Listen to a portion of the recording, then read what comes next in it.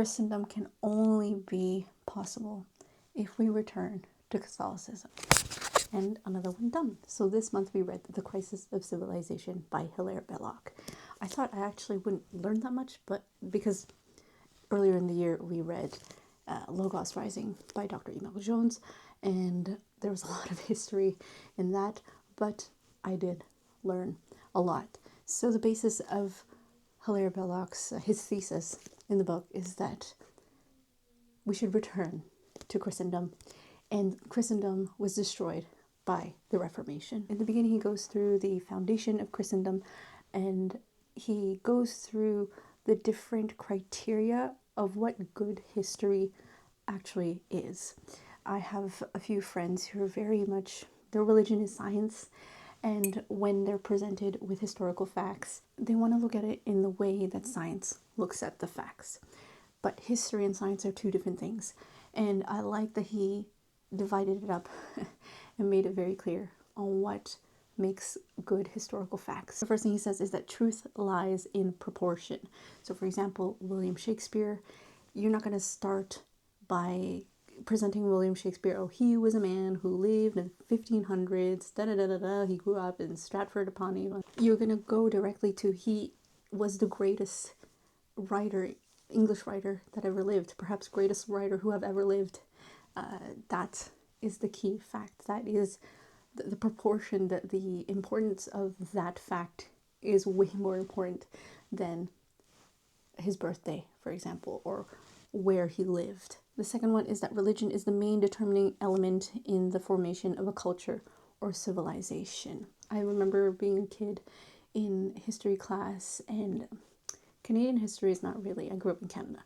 Canadian history is not presented very well in general, but when we were presented with, say for example, medieval history or Egyptian history or even Canadian history, there were some things that were a little, you know, for the modern child, seemed a little weird, but there would be no explanation as to why it was like that. There was no explanation of the philosophy of the people of that time.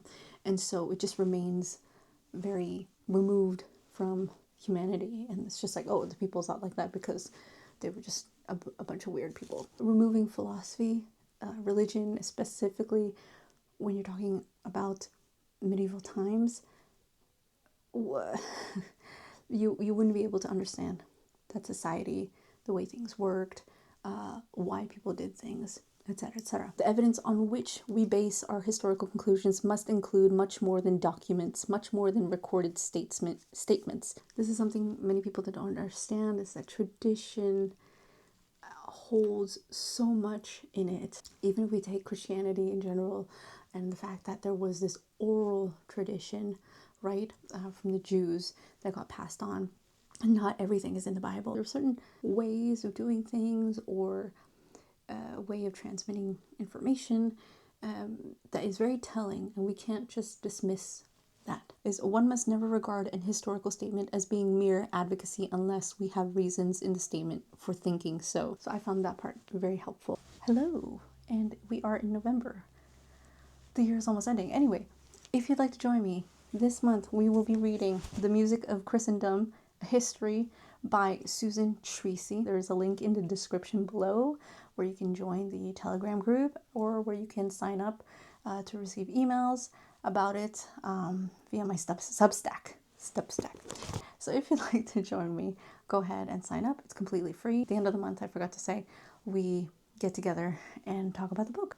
So if that interests you, I would love to have you. Let's get back to the book review. After he gives you the rubric of what makes good history, what is good history, he goes through the history of Christianity, and he's not light in his tone. He doesn't call it Christianity, he calls it Catholicism.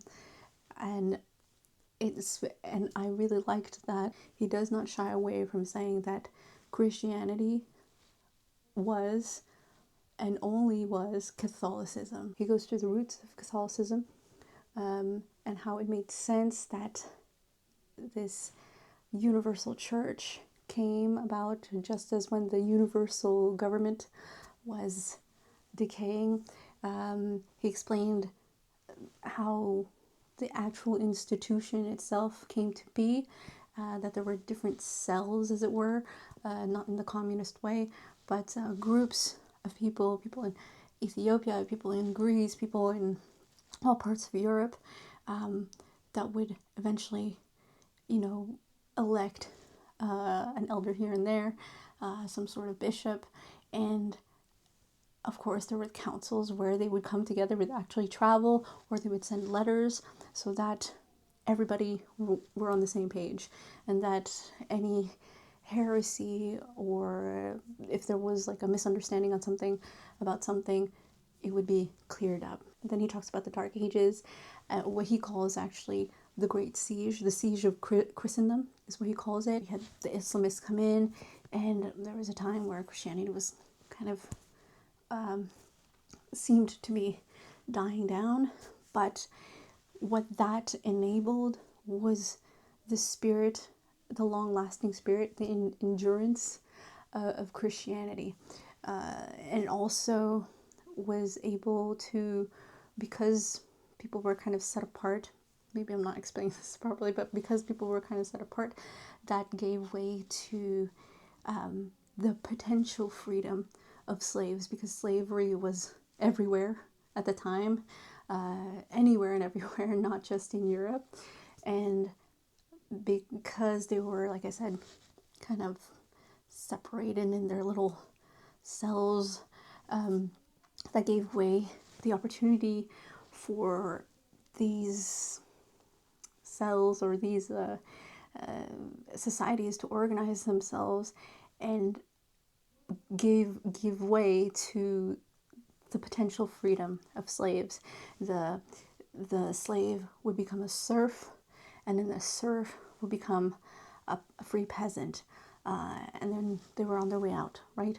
Because it was this understanding of human dignity. Eventually, you had this transition, even though it was slow.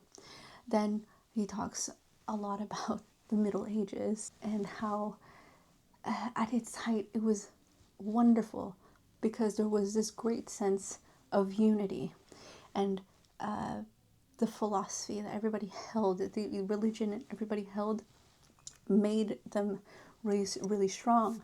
And when you get to the High Middle Ages, you have universities, you have all these institutions, science and poetry. Many people misunderstand.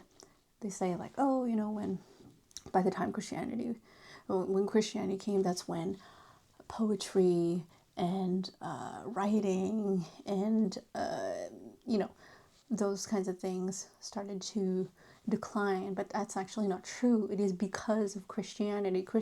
It is because of Catholicism. Let me be more like Hilaire Belloc. It is because of Catholicism that those things were saved. They were already on their way to die out by the time Catholicism came. And it was because of Catholicism that we were able, that we still have these things. Like I said, at the end of the Middle Ages, you have St. Thomas Aquinas, you have universities, you have science, you also have Dante, even though he's at the very, very end, but he is the result of Christendom. And within Christendom, you also had, back to the serfs and the society, how society maintained itself. You had guilds. So I find it speaks of today a lot, because there are so many jobs, yes, but most employers don't look at their employees as a human being, in the sense that they should have a sort of wage. This is getting a little complicated because there's a little bit more to it. We're only thinking about the wage, right? We're not thinking about the livelihood of that human being. We're not thinking about their family. We're not thinking about whether or not what they're earning can actually, give them a comfortable life where they can do other things other than work. And because of that, people are enslaved. And it goes in a circle. Because we don't earn our livelihood, we are forced to pay for the things. We are forced to search for the cheapest of the cheap. And that in turn makes work conditions for others bad, because you can't afford the more equitable thing. And that's what we see today. Everything is about, spending the least amount of money, but also at the same time making the most amount of money. And it doesn't matter how your fellow man is in their state of being, as long as you make that capital. So he talks about that in great detail. I'm going to go back to that a little bit more. And after he talks about the Middle Ages, he talks about the Reformation and the immediate consequences. And yes, you had Martin Luther, but then you also had, for Hilaire Belloc, a bigger problem was John Calvin, because John Calvin was able to create a sort of organization of how things are to go about, which differed from medieval times, and that then allowed for other things to happen. You had the great lootings of church property. The church had a lot of property because there was endowments for schools, hospitals, monasteries, everything, right? People gave a lot to the church because they knew that this money was going to help everybody, right? It was divided properly. Yes, there were bad priests, religious, lay people who took advantage and tried to keep it in one family generation after generation.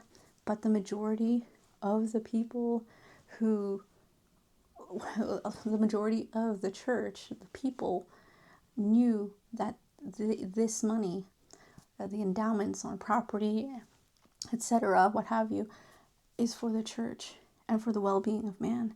And during the Reformation, all that was taken away. And especially in England, it was just a big looting operation, which they just took church property and kept it for themselves. Later ramifications are destructions of the guild, in which, like I said earlier, the great thing about the guild is that you start at the bottom, but then after a while you become a master. And within a guild, you create an ideal environment for everybody. So when you're in the guild, there are only a certain amount of people that are in the guild. There are a certain amount of how much work you're allowed to do. The standards are maintained so that what you're making, let's say you're a carpenter and you make chairs, you're not going to make a crappy chair just because it's cheap and then you're going to sell it for a lot. No, there was great dignity. And because you had this status and not just a contract, you might not be a nobleman or you might not be the king, but you had this standard, and it made it good for everybody, not just for the members of the guild, but also those who purchased the goods. And the livelihood of man was always on the mind of the guild. But because of the Reformation, all of that was slowly but surely abolished. So after that, so you have capitalism, loss of property, then you have eventually socialism, which is the light version of communism, and then you have full-blown communism. And those are the lasting effects of the Reformation. At the very end of the book, he does suggest a solution. He has another book about it for the material part of it. It's first, the better distribution of property. Second, the public control of monopolies. And thirdly, the reestablishment of those principles, the organization, which underlay the conception of a guild. So basically returning those things that we used to have during Christendom. But there is a caveat. He does say later on in the book, in the part where it's the conversion. You can have those things. You can establish those things in society. But if society does not have a common philosophy, religion, if society is not Catholic, because all of those things, those three things, property, public control of monopoly, and the guild, those stemmed from Catholicism. And so therefore, in order for them to actually come back or to work, we all must be Catholic. In this, not everybody, it does say, not every single person has to be Catholic. Just like in the Middle Ages, majority of the people were Catholic. People had it in mind that this fellow man, although he may not be Catholic, he is my fellow man and I want better for him. These things can only be possible if we return to Catholicism. Christendom can only be possible if we return to Catholicism. It is a wonderful book. I never thought I could be so interested in economics because he goes deep into that. There's a lot more that I did not say, so I encourage you to read the book. I really loved it. I really love the tone that he used. He is adamant about it being Catholic. It's not just Christianity. Christendom didn't come from Christianity. It came from Catholicism. I think that's all I can say about the book. How about you? Did you read the book? What did you think? I'm a big fan of Hilaire Belloc. He's really, the fact that he's French and English is to his advantage. Whilst you're reading it, you're like, okay, I get it. Tell me what you thought about the book. Have you read it? If you haven't, go ahead and read it. And I shall see you, where is it? In the next one.